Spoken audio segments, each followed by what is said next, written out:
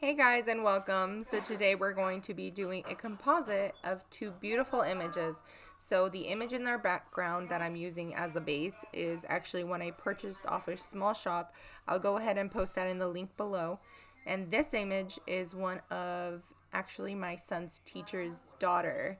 So I gifted her a newborn session just because she was amazing during this whole pandemic, and I really wanted to let her know that we appreciate and love her. So I went ahead and I did this newborn session. And her house is actually really cutely decorated. She has all this shabby chic decor, and her nursery is shabby chic decor. So when I let her know, hey, you can actually purchase like a digital background and I'll go ahead and superimpose the baby in, she was totally head over heels with this one. So that's what we did.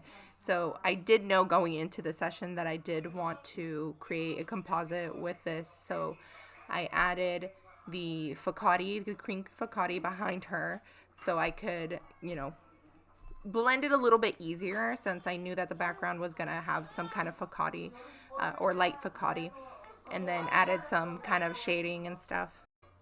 So typically I don't use radial filters, but since this baby was on a circular surface and there was no shadow, obviously, I wanted to add a shadow. So using multiply and adding that radial filter really did help.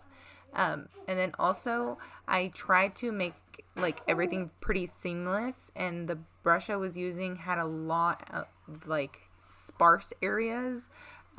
This was just a standard brush that came in Photoshop with the new update. And then toning is probably the key thing with composites. You just want to give the same like overall color and hue.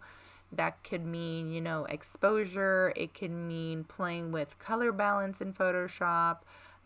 Sometimes I'll just even go in and, play with the lighting overall, like kind of with vignetting and stuff. But for this one, I just did just some tonal like editing.